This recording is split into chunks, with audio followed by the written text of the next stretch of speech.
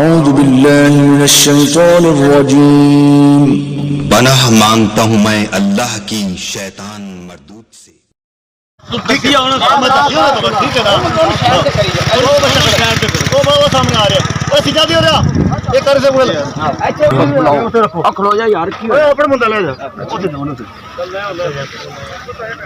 धूप करी पानी नहीं सारे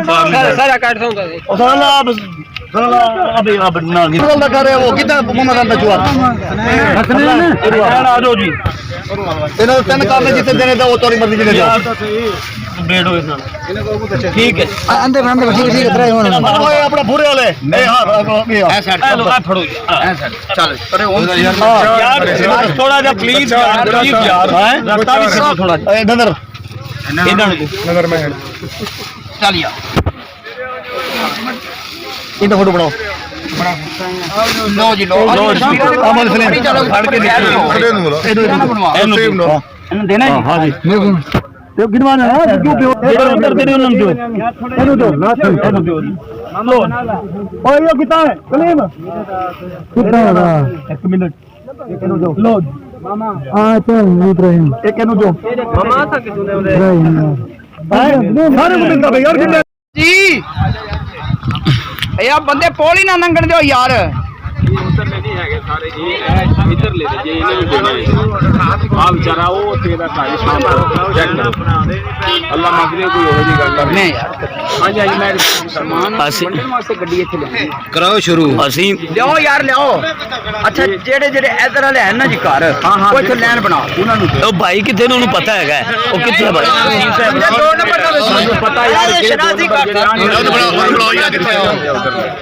यार नहीं नहीं वसीम नहीं ओ खड़ा पाओ ओए ना दे मैं समझ आई कि नहीं नहीं और वो सब आपको कैसे देना ये भाई नाज़म ना दे मैं हां हां टोपी वाला आपे दे आपे दे ये तो 600 बंदा इकट्ठा हो गया तो पुलिस वाले मारो बाद उन्होंने तेरे ही पासे देना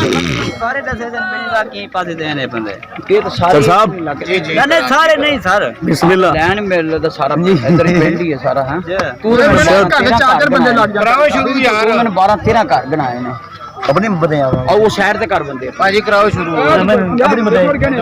अदील अपने ईमानदारी आ जा यार ਅਸੀਂ तेरा इंतजार कर दे आ जाओ मेरी जान एक बंदा जेड़े लेने लाए है ना शहर से करी वो बंदा ओ वो सामने आ रहा ओ सीधा दे रहा एक कर से बोल अच्छा खलो जा यार की ओए अपने बंदा ले जा ओथे दोनों से धूप करी पानी नहीं आईडी कार्ड चेक कर सारे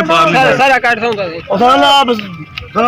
अबे अब ना निकल कर रहे वो कितना मोहम्मद बचवा आ जाओ जी तीन काम जितने देने वो तोरी मर्जी देने जाओ ठीक है अंदर अंदर ठीक ठीक है ओए अपना पूरे वाले फड़ो चल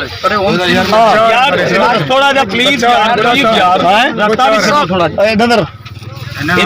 नजर में चल यार इधर फोटो बनाओ लो जी लो